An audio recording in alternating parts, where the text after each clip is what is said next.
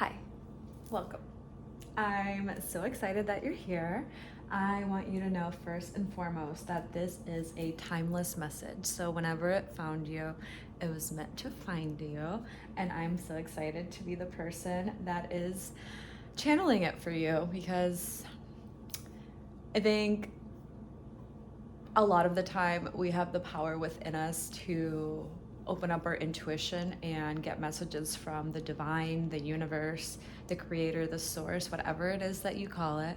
But sometimes we are closed off or too in our heads, or we feel like our opinion is too biased. So sometimes it's nice to get it from an external source, and I am happy to be here and do that for you. So, my intention with this reading is not for it to necessarily be a love reading, but I will be honest with you. This Venus retrograde that we're going through has been, shouldn't say kicking my ass because I feel like I'm doing okay with the energy, but it's just getting me in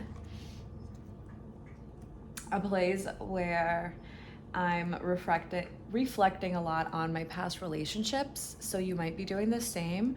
And I'm, I guess, thinking about what I want in the future going forward, which if you're here, you're probably feeling that kind of energy. So like I said, I don't want to put the intention too much into this being a love reading because I think sometimes learning about ourselves or having things about ourselves brought to light can be just as important as getting insight on what's happening in love. I think sometimes we have to get ourselves squared away before like love can even come our way. So if that's the case, let's just see. So yeah, I guess whatever you're wanting to get some clarity on, put that intention into this now as I shuffle these one more time. And I'm just gonna see what the cards say because I am just, I guess, wanting to see what's going on in your world. And I think you kind of want a little insight. So, Spirit Source, can we get some information on whatever this beautiful person wants some clarity on? Okay, let's start here. I get start, puppet. Sorry, that was a terrible Pirates of the Caribbean impression. I also feel like my cat's hair is attached to my lips. Hold on, because I want to put these out in the order they fell. So there. I'm gonna keep that in reverse. Okay. Interesting. Okay. Can I get some clarity on the moon card? Okay, I guess we're just going to get a bunch of clarity in general.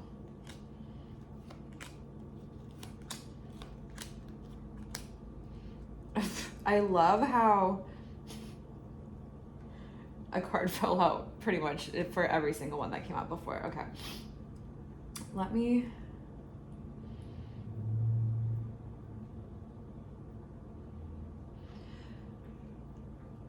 Okay. So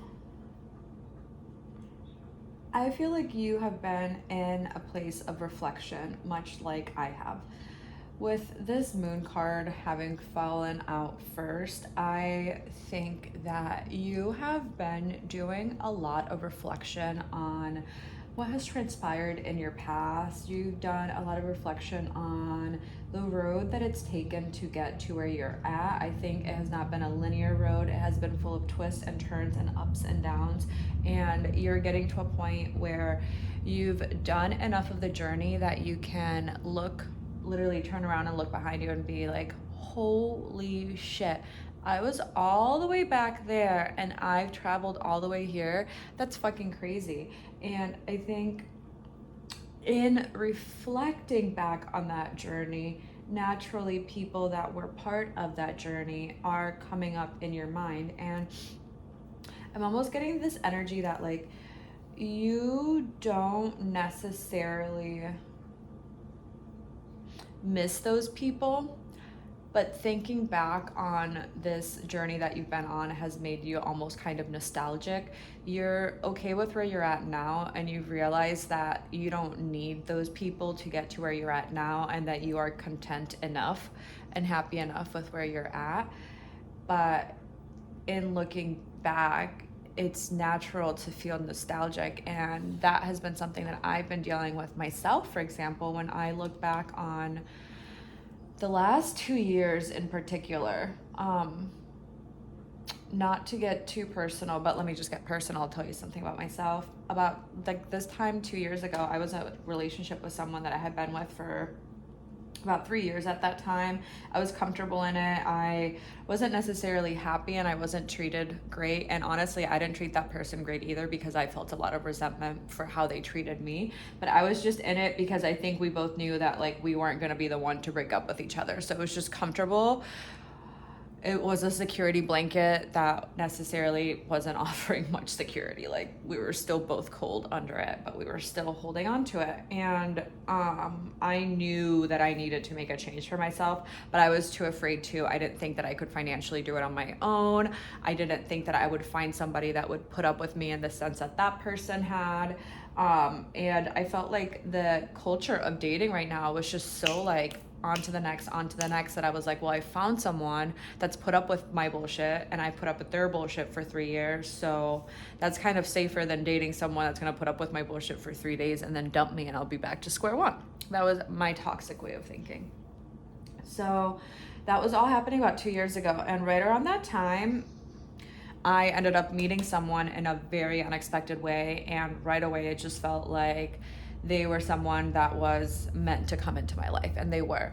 And in a matter of just a few months, I went from being in this very codependent and not good relationship to leaving that partner so that I could pursue a romantic relationship with this new person.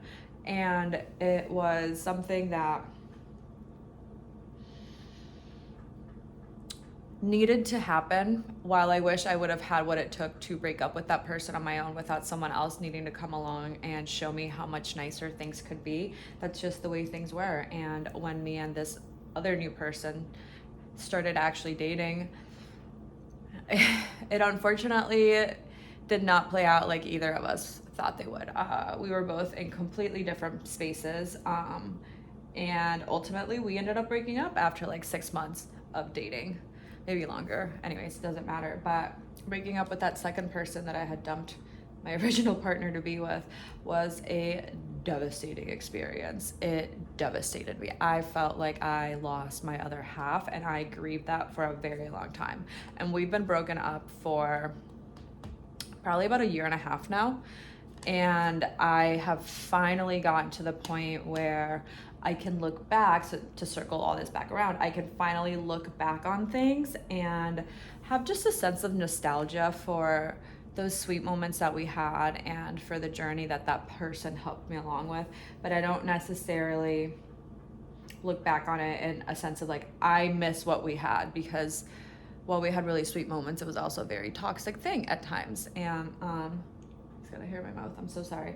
So anyways, I think that's kind of where you're at. You are reflecting back on these people, and you're realizing that you were putting a lot of work and a lot of growth into things that you thought were very precious, you thought were very special, but they weren't necessarily serving your highest good. Or how am I trying to say this? You would work really hard at it, and then when you would show them to someone, you weren't getting the recognition that you felt. And whether this was a relationship, I think to you, you put a lot of really hard work into it, but when it didn't reflect your efforts, you became like very disappointed. And I think it kind of pushed you to realize that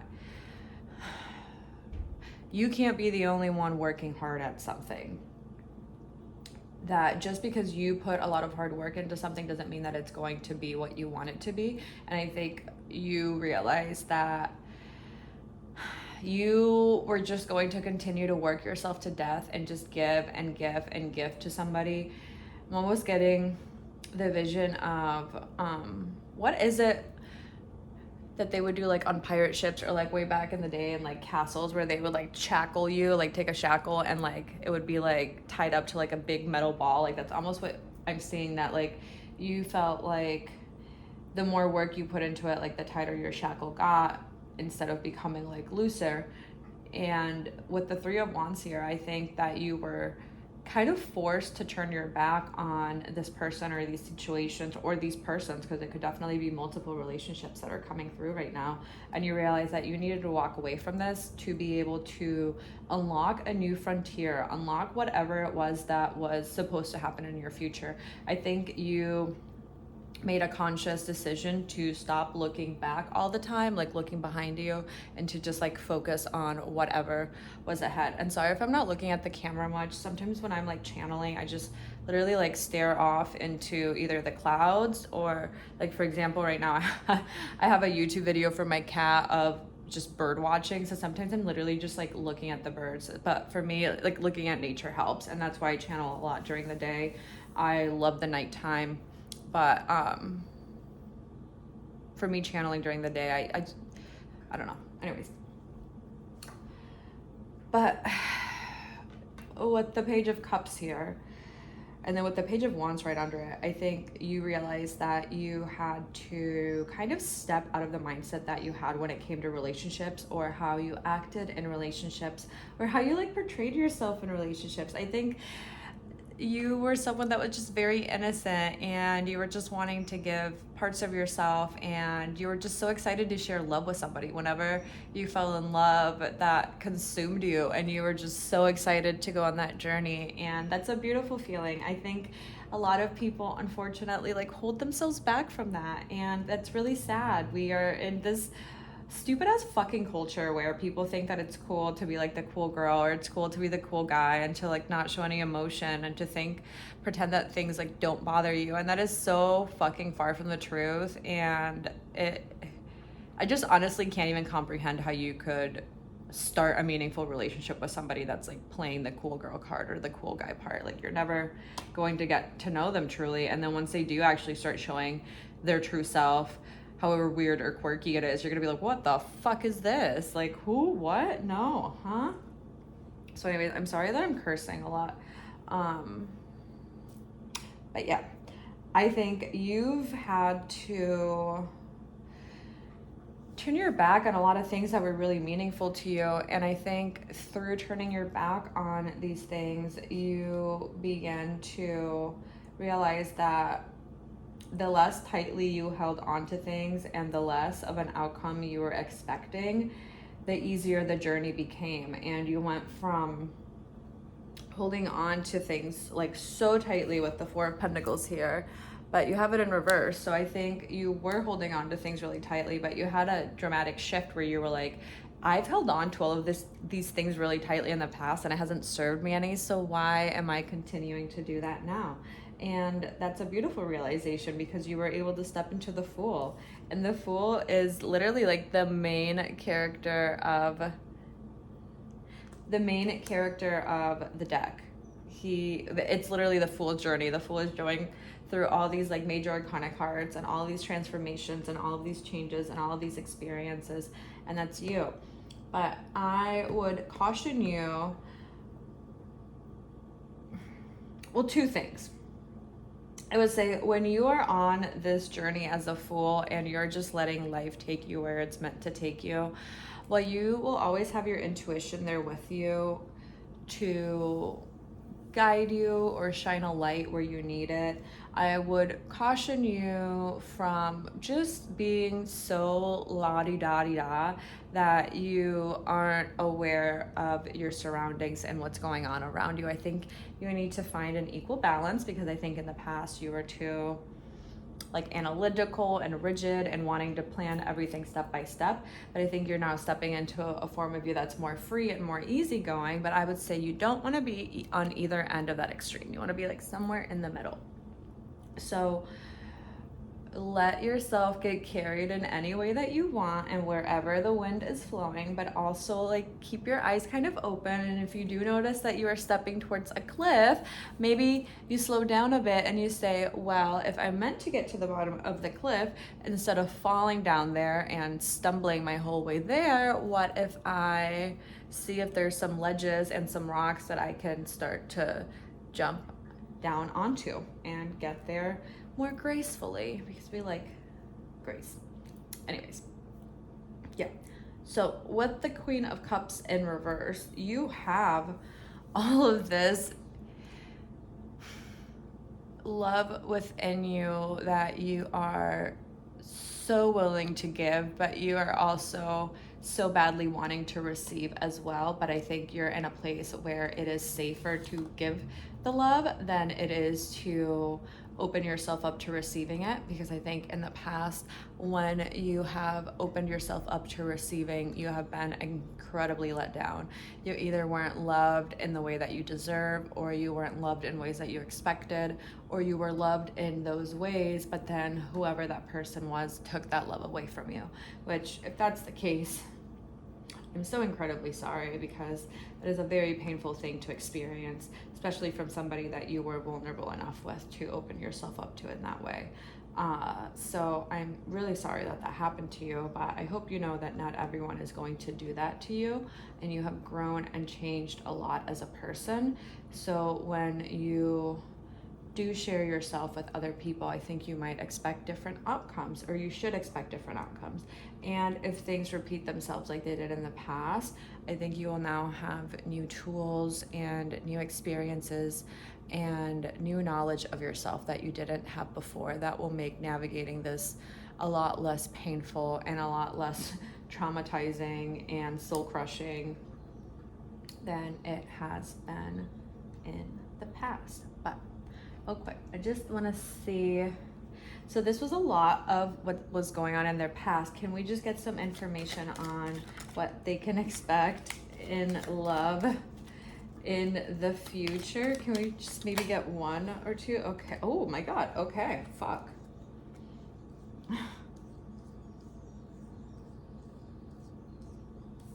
Death, Ace of Wands, and the Devil. Okay. And at the bottom of the deck, we have the Nine of Wands and the Tower. No, it's not. It's not that bad. It's slightly bad, but no, I'm just kidding. It's not bad at all. But I know that you're probably freaking out that the Death, the Devil, and the Tower all fell out.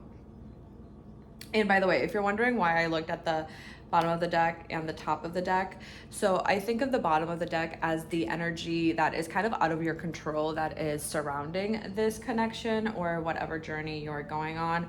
And then I look at the top of the deck as kind of the energy that is pushing this situation along.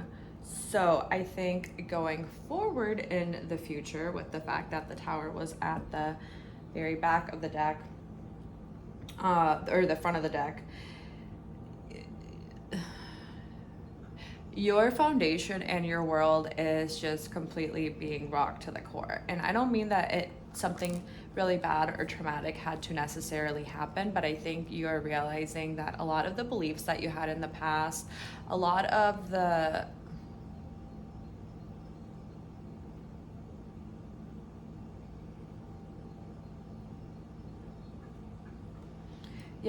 the narratives, sorry, I was just like getting, that was weird. Okay.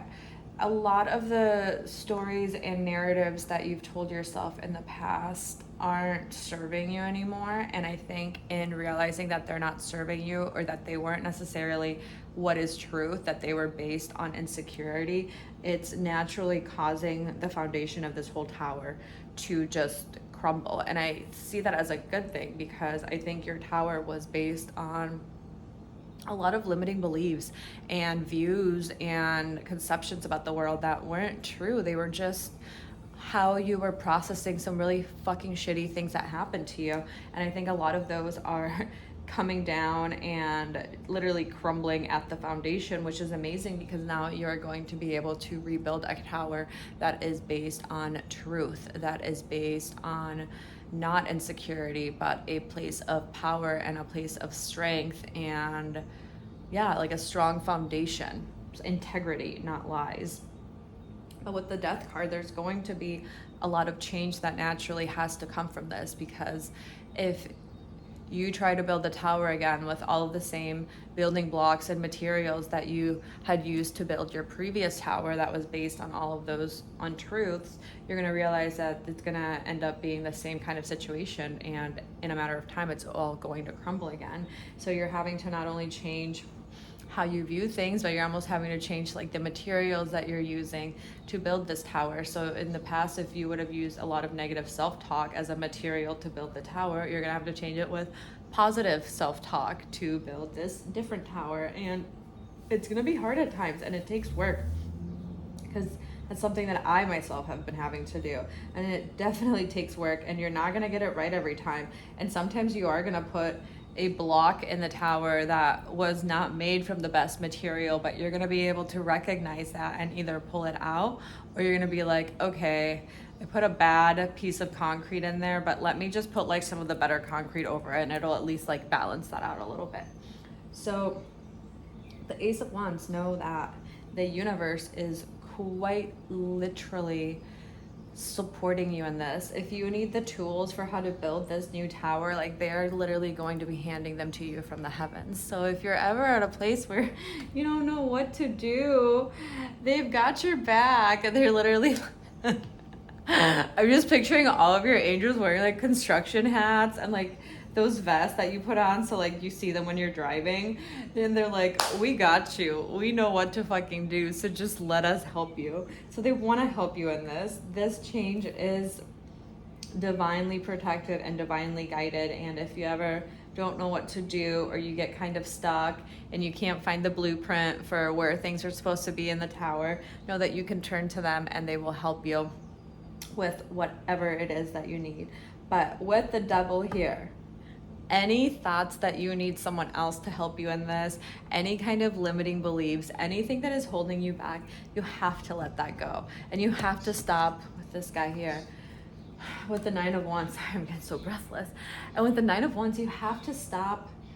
Pick your battles, but I think you're starting to realize that like the worst of it is over, and you've protected all of the things that are precious to you. And now from here, you can start building, like, I'm picturing a tower made of wands, which I love. That sounds so magical and powerful. But you can start building something from a truly beautiful and sacred place. And yeah, I think through that, if someone is meant to come into your life, they will. But I think for now, the source, even though I fully intended this to be like a love reading, I think the source just wanted to affirm and say that they see you, that you have done a lot of work, that it's okay to look back on the past and reflect on everything that's happened, but they don't want you to get stuck in it. They want you to be able to just look at it objectively and just look at it as, wow, look at all of this growth that I've done, and the frontiers that are ahead of me are ones that I could just never have imagined for myself. And I think for now, you are being called to just focus on continuing to cultivate whatever it is that you want, whether that is, you know, more material things, whether that's continuing to grow spiritually, whether that is finding a partner that feels like an equal that you can like share your love with. Whatever it is, they're just saying, keep doing you, keep focusing on yourself, be open to change. You've gone through a lot, so give yourself some grace, because we all need to do that. We're so quick to give it to other people. But yeah, just keep being you. Keep being the loving, beautiful person that you are. You are such a resilient person. You are such a strong person. You are such a beautiful person. And anyone that gets a chance with you would be the luckiest fucking person in the world. So keep doing you. Your angels are with you. I am with you. I am cheering you on. I hope this message resonated with you, and I hope you feel seen and you feel loved, because I see you, I feel you, and I love you. And yeah, we're in it together. It's gonna be good. It's gonna be okay. But yeah, I love you. I hope you have a beautiful day wherever you are, and just give yourself grace and compassion and love, and do something nice for yourself today. Treat yourself, even if it's something really small, and if it's just getting yourself a little coffee from your favorite place that you normally don't because it's expensive, or a little lip gloss that you've been seeing and you've had in your Amazon cart for a really long time, or a little manicure, pedicure, or even just taking a nice bath. Do something nice for yourself, because I will be definitely doing one of those things for myself today. You're loved, and I am always with you. Bye.